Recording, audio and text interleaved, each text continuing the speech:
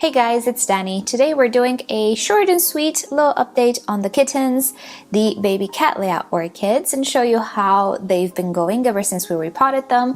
So a little reminder, if you missed the first video in which I repot at least one of them and I talk more about them, check the description below. I posted that, I see, in July. So it's been a couple of months since then and things are starting to happen. Spoilers, not everything is good, as I was saying in that video.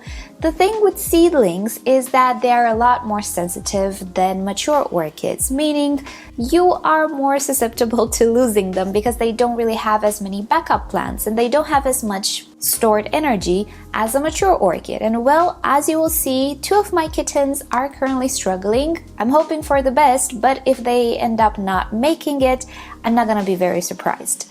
It sometimes happens, and I will show you an example of something similar, how a seedling responds, how a mature orchid responds. Right, so for the main part, everybody's actually doing well. If you remember, I had some seedlings which were a lot bigger or a lot more mature than others.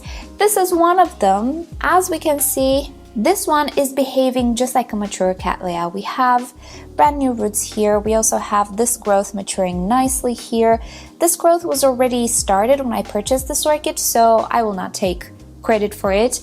It has grown bigger than the previous growths, and that is the combination of the previous care it received plus the care it received here.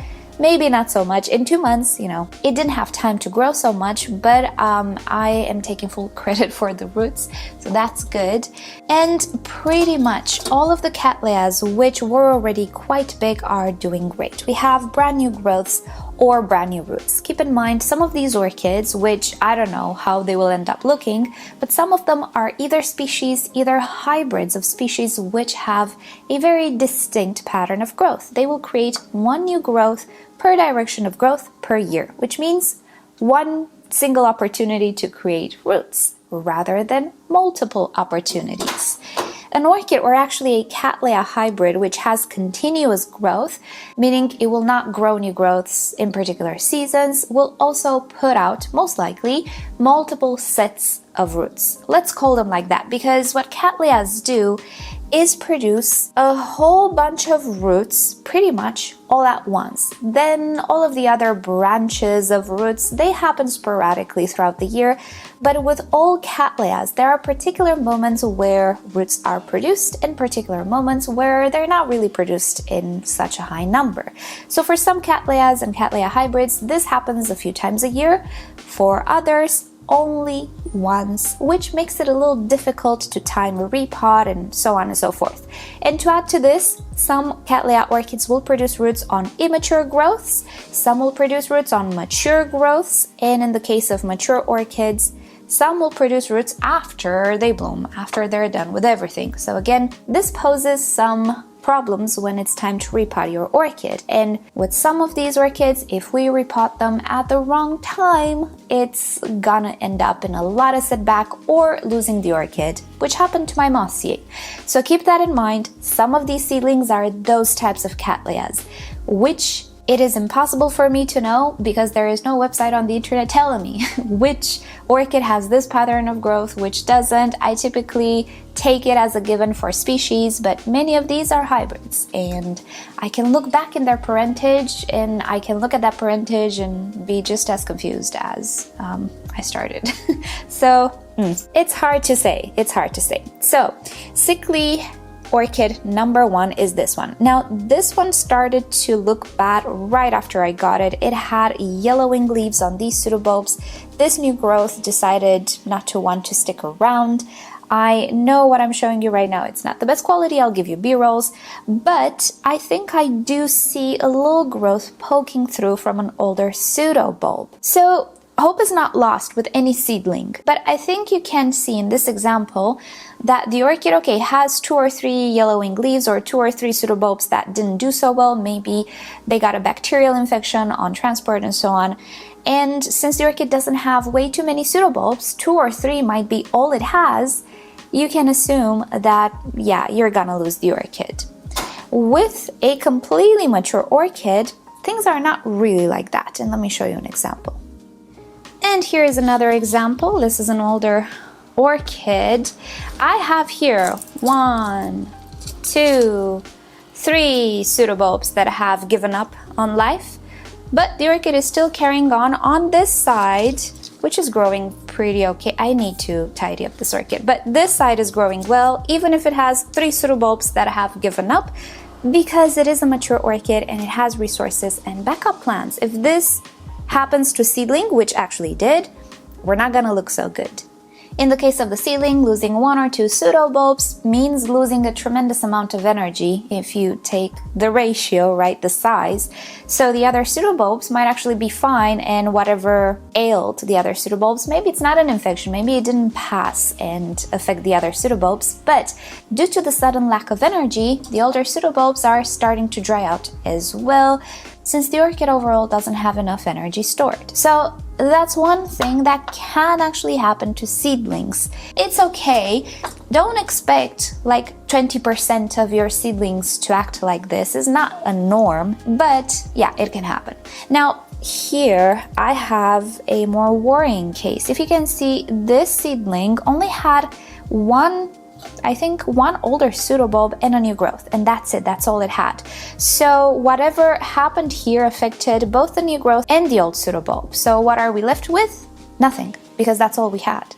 So I'm not so optimistic in the case of this one. I didn't even look who they are. So this is the Maxima variety Cerulean. Okay, it wasn't my favorite Maxima, so it leaves that. And the previous one I showed you, which, oh, I see the new growth. I think this one will be okay. This is the Cattleya Eerie Color crossed with Sibling. Again, not one of those that I was really hoping to have. So I'm good.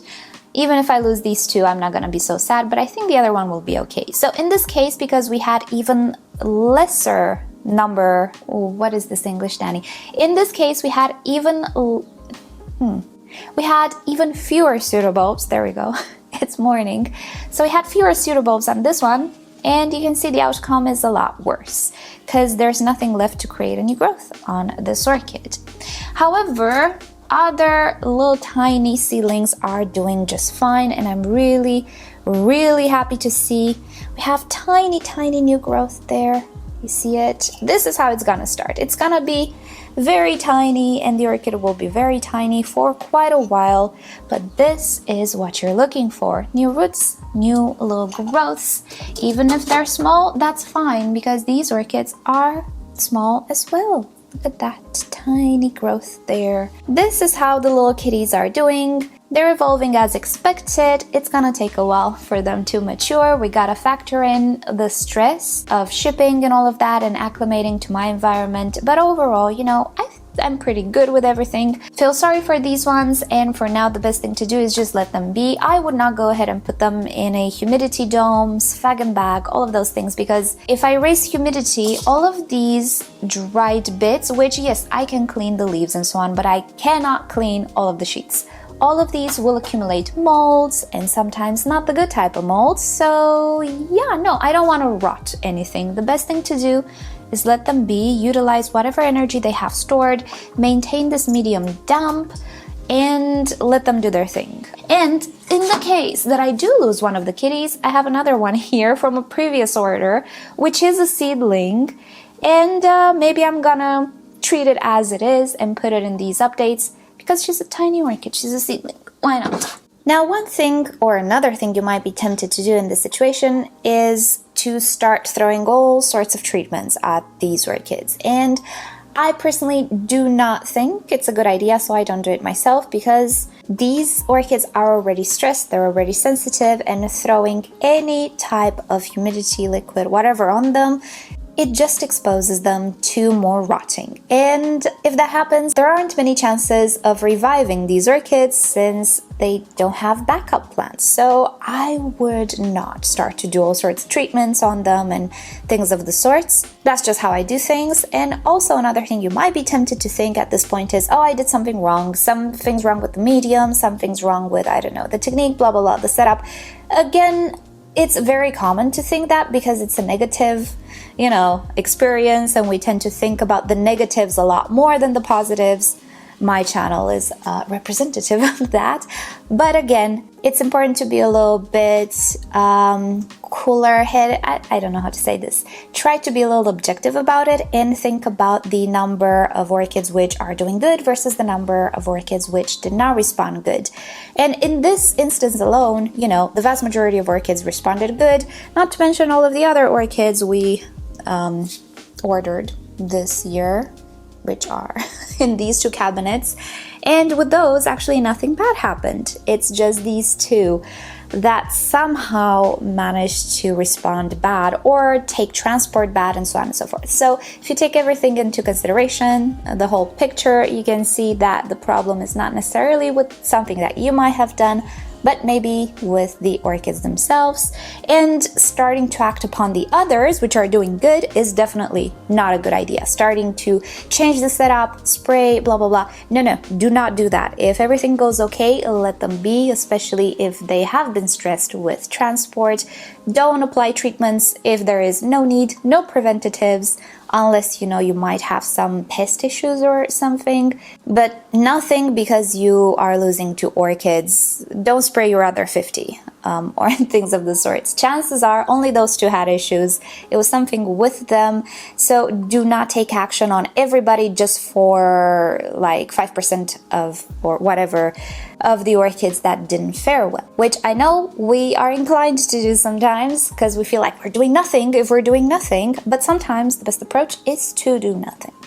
Anyway, so this has been the little update on the kitties. Stay tuned for more updates. Make sure to find the entire playlist down below in the description or in the pinned comment. I'm gonna put the kitty saga, let's say, in an entire playlist so you can watch it from the beginning, and I will always share it in the pinned comment. Thank you so much for watching. Hope you've enjoyed this little update, and I will keep you up to date further. I wish you all a great day, and I'll see you next time. Bye!